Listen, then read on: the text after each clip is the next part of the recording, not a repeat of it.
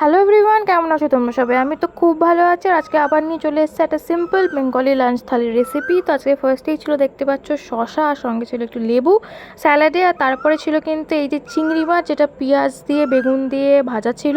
এটা কিন্তু খেতে খুবই ভালো লাগে। এরপরে ছিল হচ্ছে পেঁয়াজ আর ধনেপাতা দিয়ে একটা ডাল, যেটা মেনলি আমার আর মায়ের জন্য ছিল। আর এর সাথে কিন্তু ছিল, গরমের দিন যেহেতু, সেই জন্য একটু পাতলা করে আমের টক করা ছিল। আর লাস্টলি ছিল হচ্ছে পাবদা মাছের ঝোল বেগুন দিয়ে আলু দিয়ে, এটা মা করেছিল। তো চলো দেখি, রেসিপি তো তোমাদের দেখিয়ে দিলাম কী কী হয়েছে। এবার আমি ভাতটা আগে বেড়ে নিই, তারপরে তো খাওয়ার পালা। আর এই পাবদা মাছটা কিন্তু আমার বেশ ভালো লাগে, সর্ষে দিয়ে ছাড়াও এইটা কিন্তু আমার সবথেকে বেশি আরও ভালো লাগে। তো চলো, ভাত তো নিয়ে নিয়েছি, তারপরে কিন্তু প্রথমে আমার ফেভারিট এই চিংড়ি মাছের এই ভাজাটা নিয়ে নিয়েছিলাম। এটা কিন্তু আমার খেতে খুবই ভালো লাগে, আর তোমাদেরকেও সাজেস্ট করবো তোমরা একবার এটা বাড়িতে করে দেখো। আই প্রমিস যে তোমাদের ভালো লাগবেই। তো এইটা দিয়ে ভাত খেতে খেতে আবার ভাবছিলাম যে কতক্ষণে ডালটা খাবো, বিকজ আজকে কিন্তু সব কিছুই মোটামুটি আমার খুবই পছন্দের হয়েছিল। তো সব কিছুই এগুলো আমি খেতে খুব পছন্দও করি, তো কোনটা ছেড়ে কোনটা খাবো আমার মাথায় একটা কনফিউশন তৈরি হচ্ছিলো। আমার যেমন রোজ রোজ কিন্তু অত টক খেতে খুব একটা ভালো লাগে না, তবে গরমকাল বলে একটু খাই। তো আজকে ভাবছি যে আমের টকটা আমি স্কিপ করে দেবো, কারণ এত ভালো ভালো আমার অন্যরকম পছন্দের মেনু হয়েছে, তো সে জায়গায় এটা আমের টকটা আর খাওয়া যাবে না।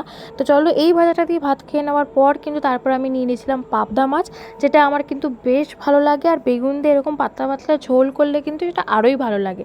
আর এইটা যদি আমার পছন্দ হতো, এটা আমি দুটো মাছই পারলে খেয়ে নিই, এতটাই ভালো লাগে আমার। তোমাদের কার কার পাবদা মাছ খেতে ভালো লাগে সেটা কিন্তু আমাকে জানিও, তোমরা কীভাবে খাও সেটাও কিন্তু জানিও। আমাদের তো আইদার এটা সর্ষে পেঁয়াজ দিয়ে হয় একটু কষা কষা করে, আর নইলে কিন্তু এরকম পাতলা করে ঝোল হয়, যেটাতে বেগুন, ধনেপাতা, তারপর আলু দেওয়া থাকে। আর এই আলু ছাড়া তো কোনো খাবার একদম ইনকমপ্লিট, তো আলুটা তো মাস্ট খেতেই হবে। তো ভালো করে ভাতটা মেখে নিলাম কথা বলতে বলতে, তারপরে কিন্তু আমার ফেভারিট মাছটাও নিয়ে নিলাম, কারণ এটা ছাড়া তো খাওয়া ইনকমপ্লিট। যেহেতু ডালটা খাওয়া এখনও বাকি ছিল, ওই জন্য কিন্তু আমি অল্প একটু ভাত বাঁচিয়ে রেখেছিলাম, নইলে আমি এইটা দিয়ে পুরো ভাতটা খেয়ে উঠে যেতে পারতাম, কারণ এটা এতটাই ভালো রান্না করেছিল মা। আর এইটা দিয়ে এই যে প্রথম গ্রাস, মানে মাছটা দিয়ে একটু প্রথম গ্রাসটা খেয়েই কিন্তু একদম মনটা আমার খুশি হয়ে গেছিলো, কারণ এইটা কিন্তু আমার খুবই ভালো লাগে খেতে, আমি আগেও বলছিলাম। আমি কিন্তু চিকেন লাভারের থেকে বলতে পারো ফিশ লাভারটাই বেশি, কারণ আমি মাছ, বিভিন্ন রকম মাছ খেতে কিন্তু খুবই পছন্দ করি। চিকেনের তো আর সেরকম ভ্যারিয়েশনস থাকে না, মানে তুমি রান্না করার ভ্যারিয়েশনস থাকে, বাট মাছের তো অনেক ভ্যারাইটিস থাকে। তো সব রকম ভ্যারাইটিস ট্রাই করা মানেই কিন্তু নতুন নতুন ফিশ ট্রাই করা। তো এরপরে কিন্তু নিয়ে নিয়েছিলাম ডাল, যেটা আমার খুবই ফেভারিট, তো এটা তো খেতেই হতো, খেয়ে নিয়ে আর এটা খেতে খেতেই কিন্তু আজকের ভিডিওটা আমি শেষ করব।